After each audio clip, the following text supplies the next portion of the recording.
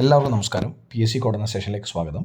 വളരെ ഇൻട്രസ്റ്റിംഗ് ആയിട്ട് പഠിക്കാൻ വേണ്ടിയിട്ട് ഒരു കഥ പോലെയാണ് ബേസിക്കലി ഈ പറയുന്ന RBIനെ കുറിച്ചുള്ള ഫാക്ട്സ് ഈ ക്ലാസ്സിൽ ഫ്രെയിം ചെയ്തിരിക്കുന്നത്. അതുകൊണ്ട് തന്നെ ഈ കോഡിന് മുമ്പ് നമുക്ക് മനസ്സിലാക്കേണ്ടത്, കോഡിന് മുമ്പ് നമ്മൾ ഒരു ഗ്യാങ്സ്റ്ററിൻ്റെ കഥ കേൾക്കുന്നത് പോലെ ആയിരിക്കണം. ഇപ്പോൾ KGFലെ റോക്കി ബായിൻ്റെ കഥ കേൾക്കുന്നത് പോലെ ആയിരിക്കണം ഈ കോഡ് നമ്മൾ കേൾക്കേണ്ടത്.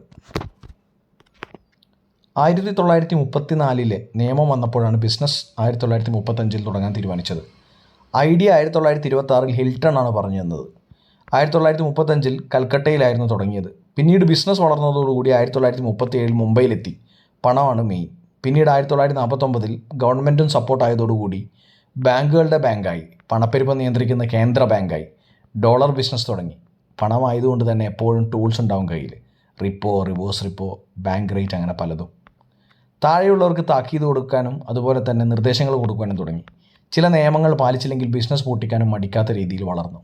എന്തിനധികം പറയുന്നു, 5 കോടി സ്ഥാപിത മൂലധനം വെച്ച് തുടങ്ങിയ സ്ഥാപനം ഇന്ന് ഗവൺമെൻറ്റിന് തൽക്കാല ആവശ്യത്തിന് കടം കൊടുക്കുന്നു. ഈ വളർച്ചയ്ക്ക് പിന്നിൽ മറ്റൊരു കാരണം കൂടിയുണ്ട്. ചില്ലറ പരിപാടിയും 1 രൂപ നോട്ട് ഒഴിച്ചാൽ ഈ ഇന്ത്യ മഹാരാജ്യത്ത് ഒരാളെ നോട്ടുകൾ അച്ചടിക്കുന്നുള്ളൂ. അത് RBI ആണ്. ഇനി നമുക്ക് കോഡ് ഒന്നുകൂടെ നോക്കേണ്ടതുണ്ട്. അപ്പോഴാണ് എന്തൊക്കെയാണ് കാര്യങ്ങൾ RBIയെ കുറിച്ച് പഠിക്കേണ്ടതെന്ന് മനസ്സിലാവുക. ആദ്യത്തെ സെൻറ്റൻസിൽ പറഞ്ഞിരിക്കുന്നത് 1934 നിയമം വന്നപ്പോഴാണ് ബിസിനസ് ആരംഭിച്ചതെന്ന് പറഞ്ഞു. അപ്പോൾ ഏതാണ് നിയമം? RBI ആക്ട് 1934 ആണ്. ബിസിനസ് ആരംഭിച്ച് 1935 തുടങ്ങിയെന്ന് പറഞ്ഞപ്പോൾ RBI നിലവിൽ വന്നത് 1935. 1926 ആ ഐഡിയ ഹിൽട്ടൺ പറഞ്ഞത് എന്ന് പറഞ്ഞു. അപ്പോൾ ഹിൽട്ടൺ എന്താണ്? കമ്മീഷനാണ്. ഹിൽട്ടൺ യങ് കമ്മീഷനാണ് RBIയെ കുറിച്ച് രൂപീകരിക്കാൻ പ്രപ്പോസ് ചെയ്തത്. അതുകൊണ്ട് RBI രൂപീകരിക്കാൻ കാരണമായ കമ്മീഷൻ ഹിൽട്ടൺ യങ് കമ്മീഷനാണ്. 1934 നിയമം, 35 നിലവിൽ വന്നത്. 1935 കൽക്കട്ടയിലായിരുന്നു പരിപാടി. അത് കഴിഞ്ഞിട്ട് ബിസിനസ് വളർന്നതുകൂടി 1937 മുംബൈയിലായി എന്ന് പറഞ്ഞ് ഹെഡ് ക്വാർട്ടേഴ്സ് ചേഞ്ച് ചെയ്തു. കൽക്കട്ടയിലായിരുന്നു 1935 ഉണ്ടായിരുന്നത്, പക്ഷേ 1937 മുംബൈയിലേക്ക് എത്തി.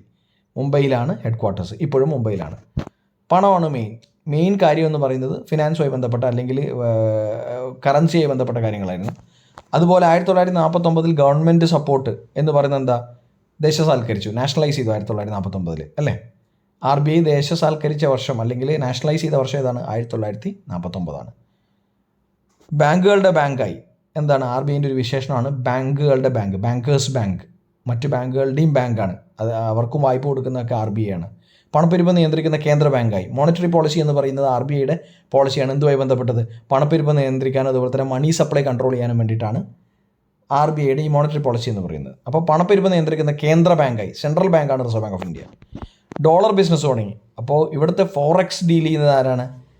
റിസർവ് ബാങ്കാണ്. ഫോറക്സും അതുപോലെ തന്നെ ഫോറക്സ് റിസർവ്സും മെയിൻറ്റെയിൻ ചെയ്യുന്നത് ആരാണ്? റിസർവ് ബാങ്ക് ഓഫ് ഇന്ത്യയാണ്. അപ്പോൾ ഡോളർ ബിസിനസ് എന്ന് ഉദ്ദേശിക്കുന്നത് ഇവിടെ എന്താണ്? ഫോറക്സ് ആണ്, ഫോറിൻ എക്സ്ചേഞ്ച് ആണ്.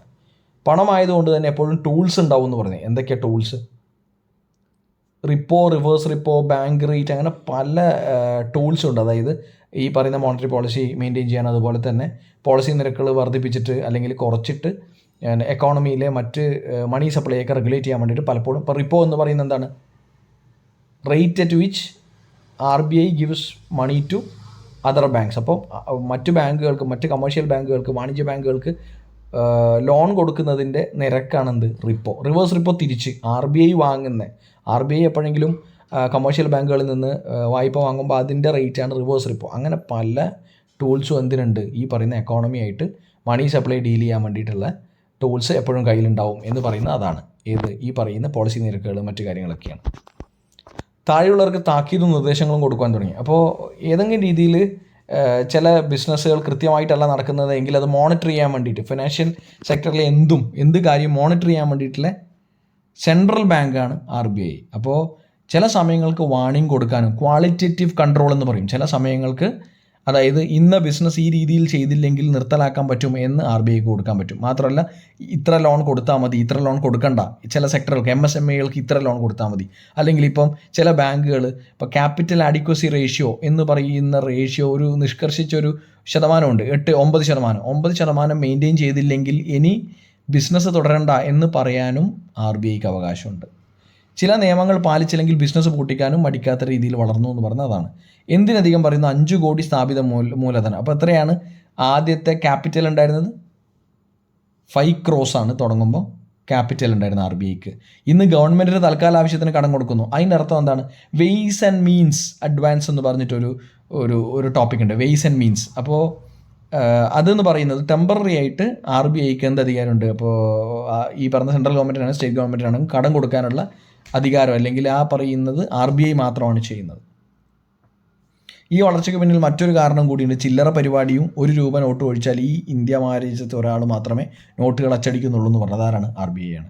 അപ്പോൾ 1 രൂപ ഒഴികെ മറ്റ് ചില്ലറകൾ ഒഴികെ അതൊക്കെ ഫിനാൻസ് മിനിസ്റ്ററിയാണ് അടിക്കുന്നതെങ്കിൽ 2 രൂപ മുതലുള്ള ഡെനോമിനേഷൻ അച്ചടിക്കുന്നത് ആരാണ്? റിസർവ് ബാങ്ക് ഓഫ് ഇന്ത്യയാണ്. ഇത്രയും കാര്യങ്ങളാണ് നമ്മൾ ഈ പറഞ്ഞ കോഡിൽ പഠിച്ചത്.